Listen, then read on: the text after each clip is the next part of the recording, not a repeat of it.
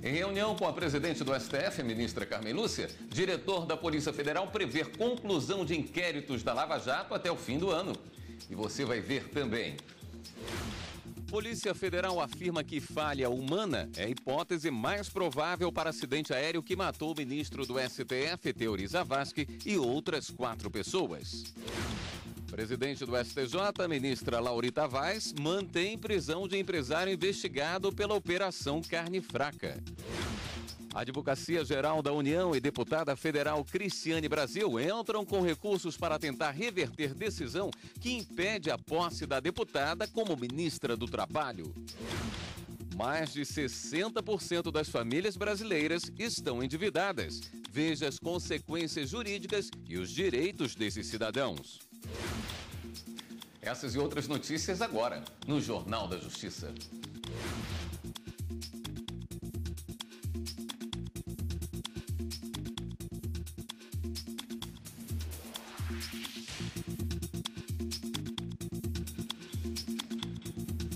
Boa noite. Nesta quarta-feira, a presidente do STF, a ministra Carmen Lúcia, recebeu o diretor-geral da Polícia Federal, Fernando Segovia, e o delegado responsável pelas investigações do acidente aéreo que resultou na morte do ministro Teori Zavascki. O delegado disse à presidente do Supremo Tribunal Federal que a investigação do acidente envolvendo o ministro Teori Zavascki ainda está em andamento, mas já se encontra em estágio avançado. Segundo ele, tudo leva a um desfecho não intencional, sendo a falha do piloto a hipótese mais provável. O ministro Teori Zavascki e outras 4 pessoas morreram no dia 19 de janeiro de 2017, em um acidente aéreo ocorrido em Paraty, no Rio de Janeiro. A possibilidade de um ato intencional contra aquele voo foi bastante explorada em diversos exames periciais e atos investigatórios diversos, e nenhum elemento nesse sentido foi encontrado, né? Pelo contrário, os elementos que atingimos até agora, todos conduzem a um desfecho não intencional e trágico, infelizmente, naquele voo. Já o diretor-geral da Polícia Federal ressaltou, após o encontro com a ministra Carmen Lúcia, que a meta da instituição é concluir todos os inquéritos em tramitação no STF até o final deste ano. Fernando Segovia informou que foi ampliado o número de profissionais que atuam nessas investigações. Mais ou menos, na realidade, no total, mais de 200 inquéritos hoje no Supremo Tribunal Federal. Aproximadamente metade é relativa à Lava Jato. E a gente está aí hoje foram já convocados pelo menos 17 delegados para auxiliarem nessas investigações. Então a gente espera não só concluir os inquéritos no Supremo da Lava Jato, mas também todas as outras investigações hoje que correm. A Advocacia Geral da União e deputada federal Cristiane Brasil entram com recursos no Tribunal Regional Federal da 2ª Região para tentar reverter decisão que impede a posse da deputada como ministra do Trabalho. Repórter Viviane Novaes tem os detalhes. Boa noite, Viviane. Boa noite, William. Boa noite a todos. Olha, os recursos são contra a decisão do tribunal que, na última terça-feira, negou o pedido da Advocacia Geral da União para garantir a posse da deputada como ministra. Cristiane Brasil está impedida pela Justiça de assumir o ministério por causa de processos trabalhistas. 2 ex-motoristas alegaram que trabalharam para ela sem carteira assinada. Em um dos processos, Cristiane Brasil foi condenada a pagar R$60 mil de indenização. Por enquanto, William, não há uma definição de quem será o relator no Tribunal Regional Federal da 2ª Região, lá no Rio de Janeiro. É que o desembargador Reis Fried encaminhou os autos do processo para o desembargador Sérgio Sveiter, que está de férias. Ou seja, por enquanto, estamos no impasse. William. Obrigado, Viviane.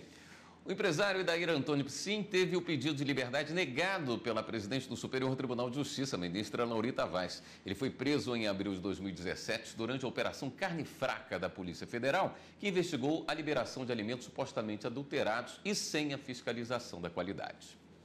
Segundo as investigações, o frigorífico Psim Agroindustrial, do qual o empresário é um dos fundadores, pagava propina para fiscais agropecuários e comprava notas falsas de produtos com carimbos do Serviço de Inspeção Federal. A defesa entrou com habeas corpus no STJ, alegando o excesso de prazo na prisão preventiva. Argumentou também que outros réus, nesses casos, estão em liberdade provisória e que o empresário não representa grave ameaça. A ministra Laurita Vaz, no entanto, observou que o pedido de liberdade feito pela defesa não estava devidamente instruído, já que não foi anexado aos autos o decreto que inicialmente determinou a prisão preventiva. Dessa forma, não há como reconhecer a ilegalidade mencionada. Quanto à alegação de excesso de prazo, a ministra constatou o constrangimento ilegal e determinou que o Tribunal Regional Federal da 4ª Região analise o pedido de liberdade. E a presidente do STJ, a ministra Laurita Vaz, também manteve cassação de mandato de deputado estadual do Amapá. A deputada estadual Mira Rocha foi condenada por improbidade por ter recebido diária com valor acima do estabelecido em lei. O Tribunal de Justiça do Amapá confirmou que foi configurado enriquecimento ilícito, o que lesou o erário e afrontou os princípios da administração pública. E Mira Rocha foi condenada à perda do mandato atual e suspensão dos direitos políticos por 8 anos. A defesa da parlamentar entrou com recurso especial que não foi admitido pelo Tribunal do Amapá e então interpôs agravo. A pedido do Diretório Municipal do Partido da Pátria Livre, o desembargador vice-presidente determinou o cumprimento da decisão condenatória em 48 horas. A defesa da deputada recorreu ao STJ com o pedido liminar. Mas a ministra Laurita Vaz negou a solicitação e destacou que o meio processual próprio para impugnar a decisão do caso não é o pedido de tutela provisória ao STJ, considerando que há possibilidade de recorrer ao Tribunal Estadual, inclusive para pedir a eventual concessão de efeito suspensivo. O mérito do processo ainda vai ser analisado pela primeira turma. Com um alto índice de violência em uma reserva indígena em Mato Grosso do Sul, o Ministério Público Federal entrou com uma ação na Justiça para cobrar políticas públicas de combate ao uso de drogas. A reserva de Dourados tem a maior população indígena do país. São cerca de 13 mil habitantes. O que também é grande por lá é o índice de violência. Entre 2012 e 2014, o Brasil teve uma taxa média de 29 homicídios para cada 100 mil habitantes. Entre os indígenas de Mato Grosso do Sul, esse número passa de 55 para cada 100 mil pessoas. Já na reserva indígena de Dourados, a taxa de homicídio é ainda maior e chega a mais de 100. Isso representa quase 400% a mais do que os não indígenas. Toda essa violência na reserva de Dourados, no Mato Grosso do Sul, tem preocupado o Ministério Público Federal e também as defensorias locais, que entraram com uma ação na Justiça para que os governos federal, estadual e municipal sejam obrigados a implementar políticas públicas de enfrentamento ao uso de drogas na reserva, uma das principais causas do problema. Para o MPF, a omissão do Estado é que tem causado altos índices de homicídios e também de suicídios na reserva de Dourados. A cobrança agora é para que sejam oferecidos tratamentos de saúde mental à população indígena. Outras duas ações do Ministério Público pedem mais segurança policial dentro das terras indígenas. O MPF também voltou a solicitar à Justiça o fim do descaso em relação à educação desses habitantes. 600 crianças indígenas estavam fora da escola por falta de vagas, por superlotação e estrutura precária. Vamos a um rápido intervalo e voltamos a seguir com outras notícias. Mais de 60% das famílias brasileiras estão endividadas. Veja as consequências jurídicas e os direitos desses cidadãos. A gente volta já já.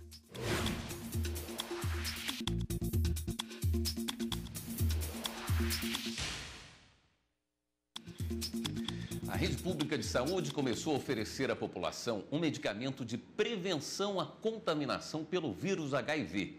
Utilizado nos Estados Unidos e na Europa, ele já está disponível em 10 estados e no Distrito Federal. Profilaxia pré-exposição. Este é o nome dado ao medicamento distribuído pelo Sistema Único de Saúde que reduz o risco de contaminação pelo vírus HIV nas relações sexuais. Ele é de uso contínuo e age no organismo como uma barreira, impedindo que o vírus se espalhe pela corrente sanguínea. Na primeira fase de distribuição, o medicamento foi oferecido a pessoas com maior risco de contaminação, entre elas homossexuais, transexuais, travestis e casais soro diferentes, aqueles em que apenas uma das pessoas é portadora do vírus HIV. Mais de 10 mil pessoas já receberam o medicamento nesta primeira etapa. O Ministério da Saúde escolheu os locais de acordo com a participação em projetos envolvendo a profilaxia pré-exposição. Até o fim de 2017, 10 estados e o Distrito Federal já haviam recebido o remédio. A previsão é que até o fim deste ano ele esteja disponível em todas as capitais. A PrEP, ela não é para todo mundo. A PrEP, ela é voltada para determinadas populações, que são as populações chaves, e mesmo pertencer a essas populações não quer dizer que a pessoa precise utilizar da profilaxia pré-exposição. A ideia é que até o final de 2018 nós tenhamos pelo menos um serviço em cada capital brasileira. Mesmo com o medicamento sendo utilizado em outros países, este advogado vê com cautela a forma como o remédio é distribuído à população. Para ele, ainda faltam informações sobre o assunto. O questionamento é de que forma o cidadão está sendo comunicado de maneira correta, coerente e satisfatória para que ele entenda o que está sendo introduzido. Então, novos medicamentos, novas tecnologias e novos protocolos devem ter uma comunicação tão assertiva que o cidadão não tenha dúvidas, por exemplo, para recorrer à justiça para saber se um direito dele está sendo ofendido ou não. Apesar da eficácia já comprovada, é sempre importante lembrar: o medicamento não veio para substituir métodos tradicionais de prevenção, como os preservativos. A camisinha, ela veio para ficar, lembrar que ela evita não só o HIV, como as ISTs em geral. Nós estamos no país onde nós temos uma epidemia de sífilis e essa realidade ela também pode ser evitada com o uso regular do preservativo. Mesmo as pessoas em PrEP, se recomenda o uso do preservativo também. Mais de 60% das famílias brasileiras estão endividadas, segundo o levantamento da Confederação Nacional do Comércio de Bens, Serviço e Turismo. Cartão de crédito, carnês e financiamento de veículos são apontados como os principais débitos. Planejamento financeiro é fundamental para equilibrar as contas. Manter as contas em dia é algo que se tornou um desafio para muita gente. Tirei muitas coisas supérfluas, minha própria compra assim, tipo, do mês, só o necessário para poder manter a alimentação, né? Que é prioridade, né? Parcelando as faturas, tudo, não paga em dias não, tá difícil. Boleto atrasado todo mundo tem, o meu inclusive. Luiz Fernando conta que depois que trocou os móveis do apartamento, ficou com o orçamento no vermelho. E agora falta dinheiro para pagar o licenciamento do carro da família. Eu estou com o documento do carro atrasado, que é para pagar agora só em agosto, no 13º, e eu vou levando. Talvez tenha que me desfazer do carro, gastei para mobiliar apartamento e prestação até o final do ano, não sobrou dinheiro para aliança. Dificuldade enfrentada não só pela família Santos. Mais de 62% das famílias brasileiras fecharam o ano de 2017 com dívidas atrasadas, segundo pesquisa feita pela Confederação Nacional do Comércio, Bens, Serviço e Turismo, CNC. Percentual acima do registrado em 2016, de 59%.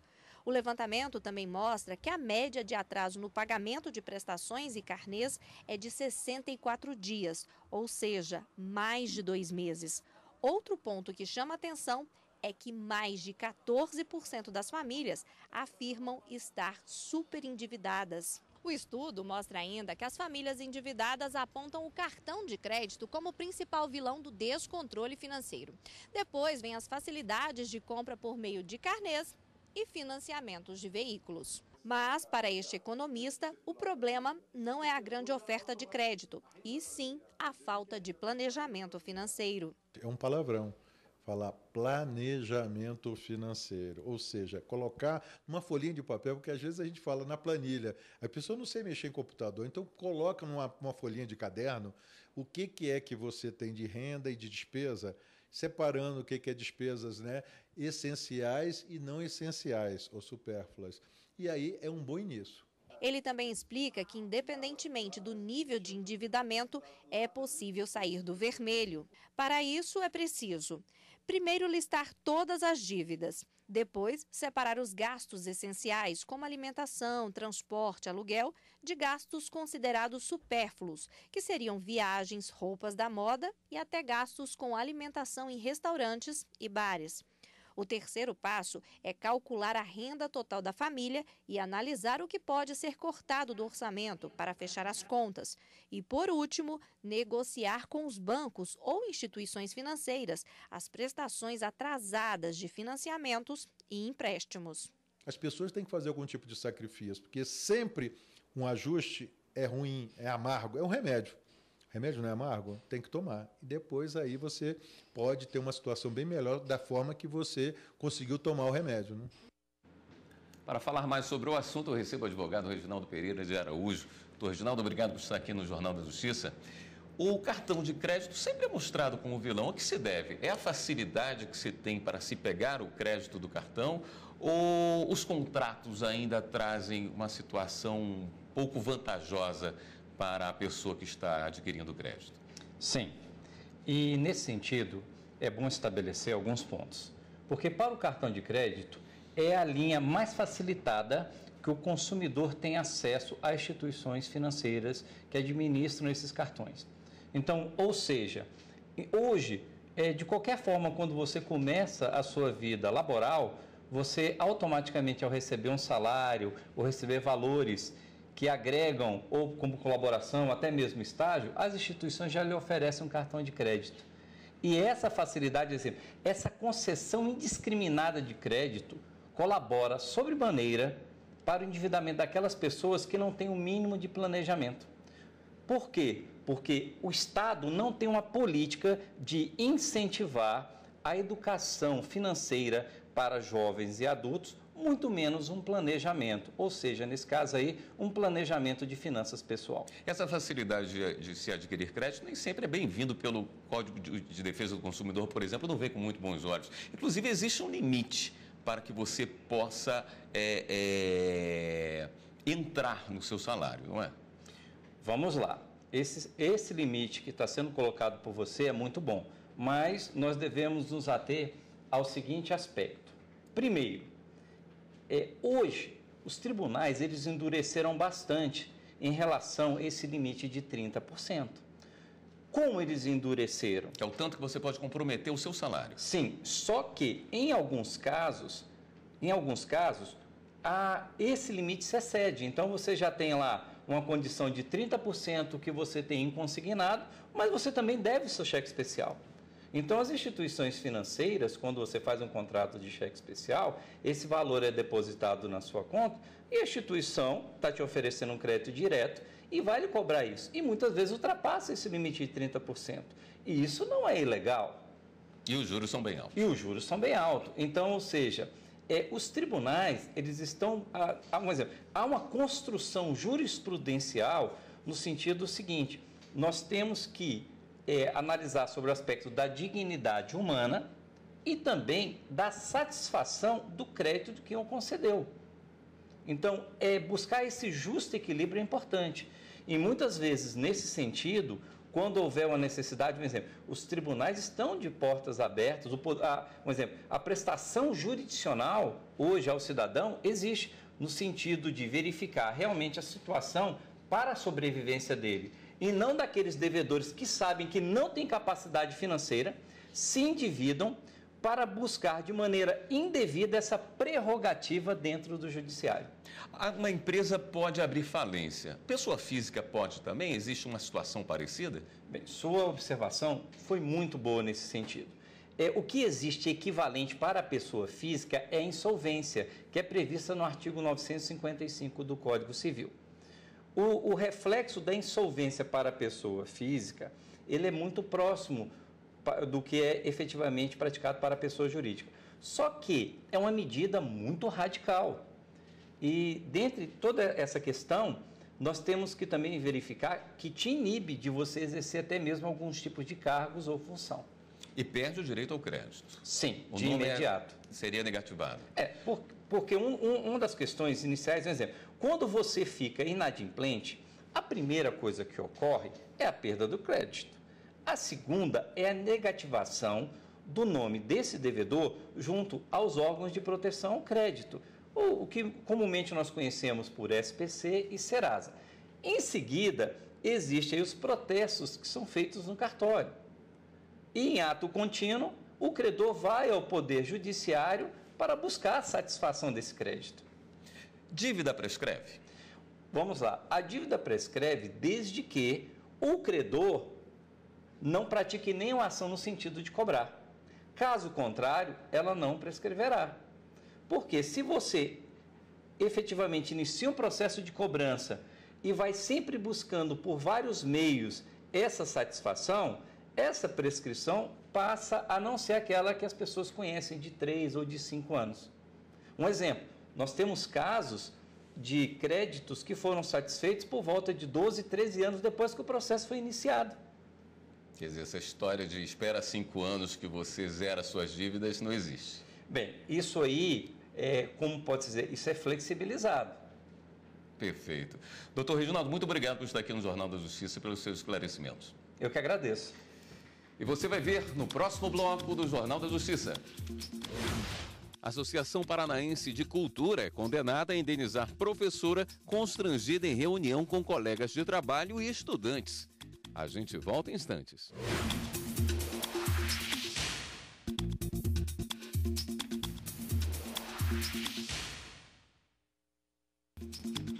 A Associação Paranaense de Cultura é condenada a indenizar professora constrangida em reunião com colegas de trabalho e estudantes.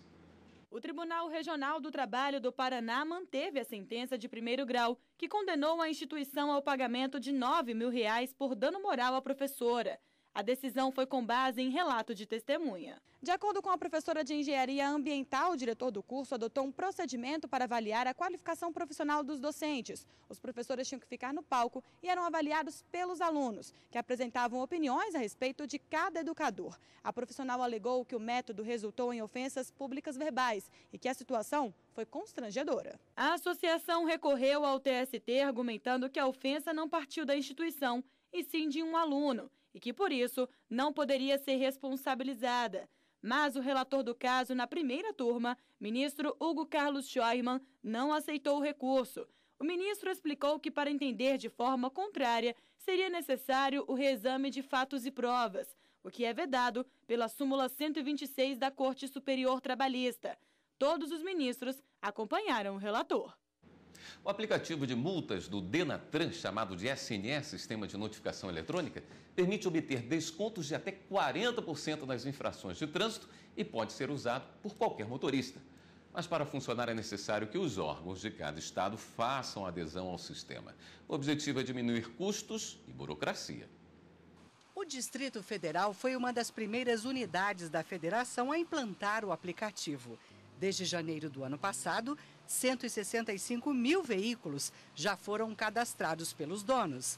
Em todo o país, a adesão já chega a 743 mil veículos. Pelo aplicativo, o dono pode pagar a multa com 40% de desconto. O poder público também faz uma boa economia. Nas postagens das multas, assim como também, efetivamente, no processamento dessas, nós alcançamos resultados expressivos em termos de economia, o que gera possibilidades de investimento em pontos críticos de acidentes, congestionamentos, na redução do número de mortes na nossa capital. Segundo o DR, o aplicativo é uma forma mais rápida para o dono do veículo verificar se recebeu uma multa. Ela pode estar disponível 2 dias depois da data da infração. Se for esperar a notificação pelos Correios, isso pode demorar até 40 dias. Para as empresas que têm uma frota de veículos, a ajuda pode ser ainda maior. O aplicativo é importante não apenas para as pessoas físicas, os motoristas, mas também para as famílias e as instituições. As empresas podem cadastrar toda a sua frota e ter um acompanhamento permanente, um gerenciamento do comportamento dos seus motoristas no trânsito. E a tempo e hora fazer trabalhos de conscientização da importância de respeitar a legislação no trânsito, reduzindo as infrações e, mais que isto, trazendo mais segurança à circulação de veículos na nossa capital e no Brasil. Para ter direito ao desconto, o dono do veículo precisa abrir mão da defesa prévia e do recurso da multa. Não é obrigatório a utilização do aplicativo, mas ele pode escolher se ele quer apresentar defesa nas infrações de trânsito ou se ele prefere os 40% de desconto. Por que não caberia dizer que houve um cessamento de defesa ou que ele fica inviabilizado de apresentar a defesa? Primeiro, porque é facultativo, e segundo, porque caso ele queira pegar os 40% de desconto, ele pode ainda procurar a via judicial para analisar a legalidade do auto de infração. A jornalista Ana Paula Silva já pagou 3 multas com o aplicativo. O valor original somava R$ 459, mas com desconto caiu para R$ 325. Para mim foi ótimo e com certeza eu vou continuar usando. Eu sempre verifico se eu tenho alguma multa ou não e quando eu vejo que eu tenho, eu recorro ao aplicativo para tentar um desconto maior.